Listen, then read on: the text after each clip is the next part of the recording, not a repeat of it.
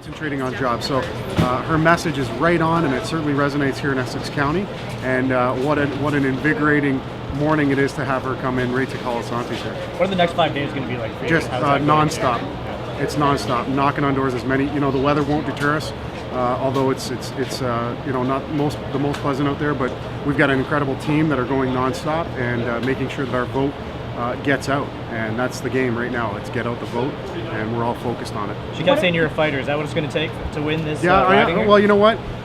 I'm determined, and if perseverance counts for anything, then it should pay off. I think people respect the fact that I have never given up on this riding.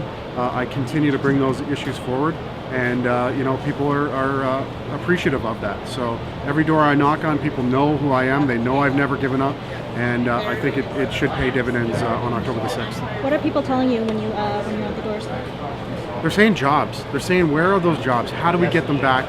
Where did they go? And what do we do to make sure this region becomes a sustainable area again for good family, jobs and a good quality of life?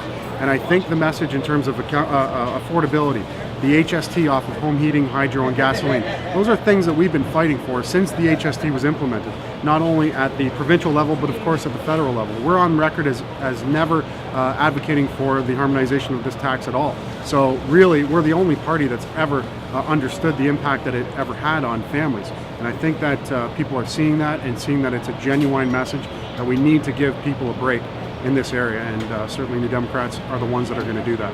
Now Bristol keeps pushing this 2016 date for HST and hydro. What's your reaction to that, and how's that going to affect you, if at all? No, I think people understand that things got to be done in a practical approach. Our gasoline, the removal of the HST off of gasoline, happens incrementally too as well. But if you look at the entirety of our platform, it's the most modest platform, and it puts the impetus and the power back where it belongs, with people.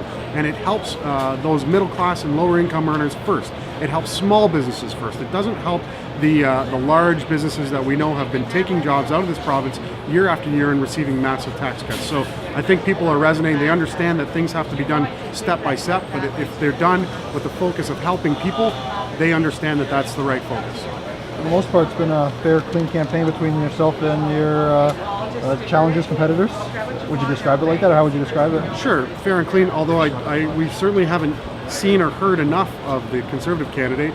The fact that he's missed 5 out of 7 debates really is bewildering to me as a candidate. I don't know what type of agenda that is, or who's directing them to not show up to public debates, and I think it really is an affront to the process and a slap to the voters here. They want to see and hear all the platforms and all the parties and all the candidates, but he hasn't shown up to any of the all candidates debates, or the large majority of them.